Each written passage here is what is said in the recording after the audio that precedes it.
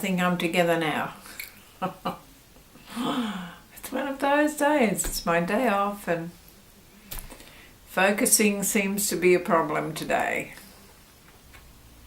I'm going to talk to you about an aspect of hypermobility which I have called repatterning the brain. Okay. Now, when you have hypermobility, it's not about being super flexible. It is about understanding that you have a protein problem in your body, a collagen problem. Okay? This collagen problem means that your neural pathways have not been operating as efficiently as other people's. You've got other skills and you've got other abilities, but these neural pathways have been not functioning as well as they could have. One of the symptoms of this is that you will not understand yourself in space, that you will bump into things, that you will tread off a curb before you're ready to tread off, that you're having to hang on to the balustrades when you come down steps because you're not sure. You have a feeling of not being secure. Now, your brain needs to be trained like a young puppy or a young child.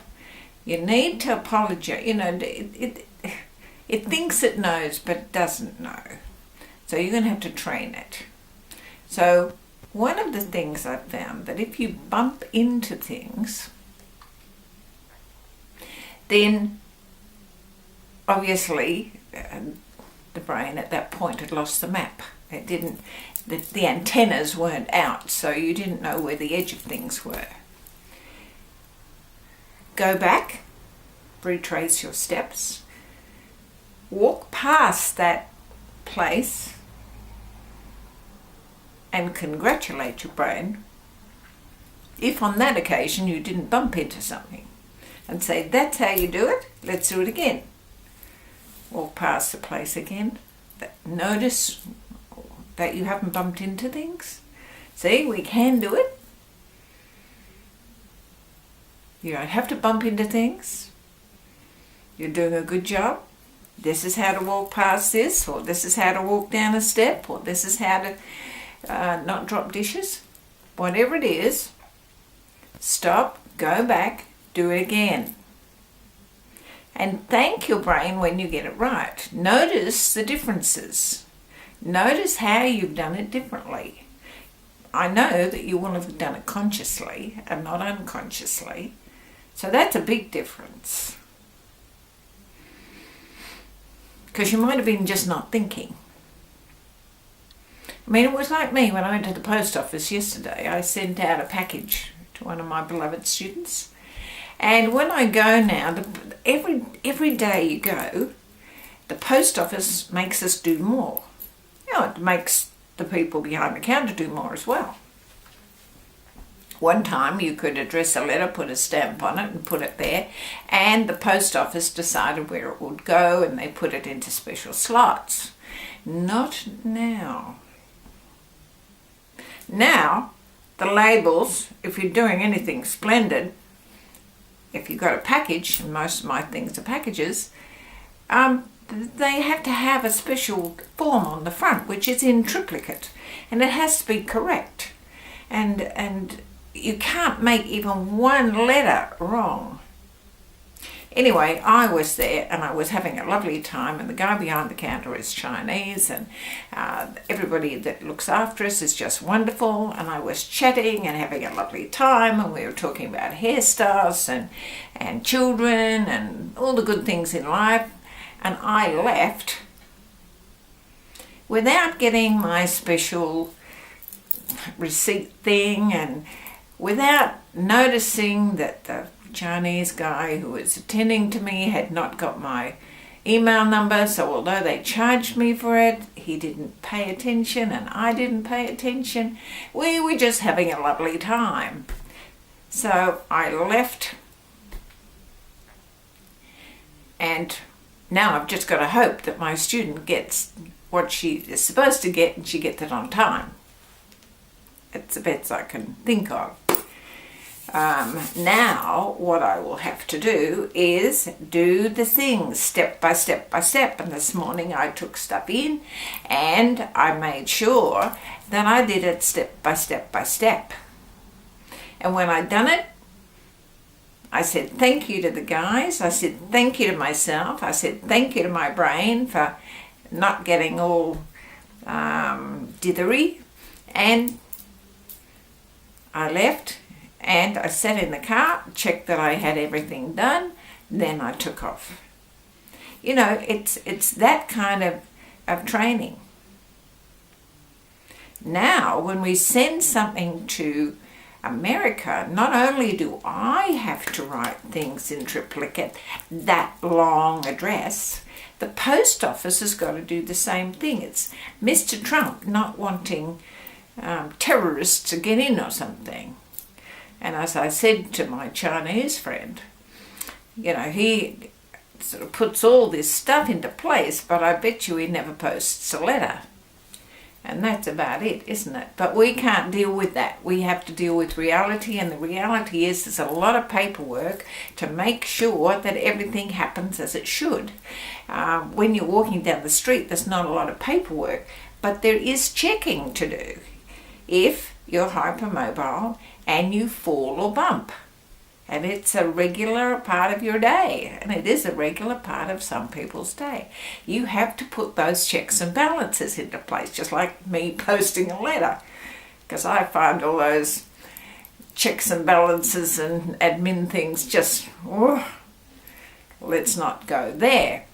But it's the same, isn't it? It's just we have to get the checks and balances right to get the good outcome. And when we get a good outcome, we can say to ourselves, you got it right this time, girl. Okay? So wonderful when you get it right. Getting it right. Now, one of my students in China is also learning to be a mortician. You know, somebody who helps dead people. I think it'd be a wonderful, wonderful, wonderful job. But anatomy and physiology and skulls and things are very important to her. And I said, well, you know, I did have this absolutely beautiful dog, and I buried her, and then the foxes, I thought I'd done a good job, and then the foxes dug her up. And I said that I had decapitated her, and I had made got her skull, and she is now always with me, and it's fantastic.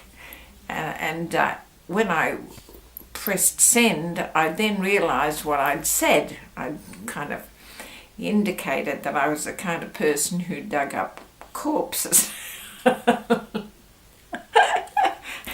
guess I do. I don't mind it at all. Anyway, I thought that I'd show you my corpse.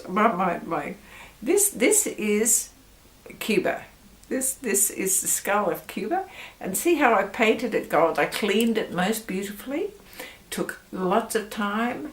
Coated it with special paint so it won't deteriorate or attract any undue attention from insects. And then I put Swarovski crystals on it, so she looks beautiful. And I probably will put more on. But it's just lovely. I gilded it. You'll see it's got lovely gold colour. And she sits on my desk. And so it's only a body. And Cuba is always with me anyway. But it's a little bit too big to wear as a jewel. But I could wear it on a hat, I suppose. But it's not too big to put on a desk. And there's this here. This is a raven's skull. Now, how I came, you also notice the Swarovski crystals on that too. It's beautiful, isn't it? I don't know if you can see it properly. That is the beak. You know, it's an amazing, amazing beak. No wonder they can crunch stuff up.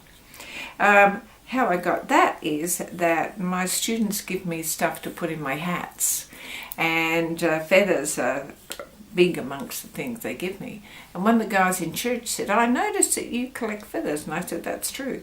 He said, can I give you a feather? And I said, sure.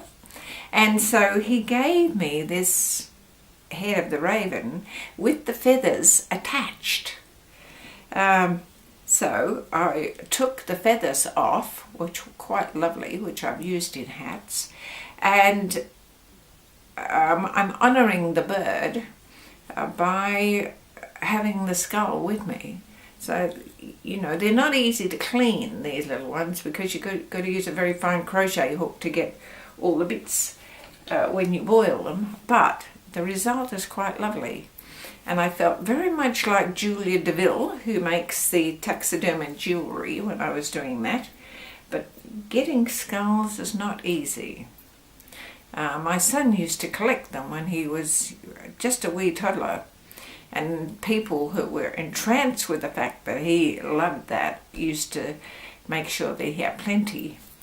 I don't have plenty, but if you have a spare one, just send it to me. I'm not big ones, things, just small ones. I'm not going to sort of make jewellery out of ex-husbands or something like that. No. But fishes and small birds and things like that. Insects, yeah, not bad. I could use those. I could jewel those. Anyway, that is what I want to talk about today, hypermobility. I didn't necessarily want to talk about skulls, but there you are. You never know what's going to come up.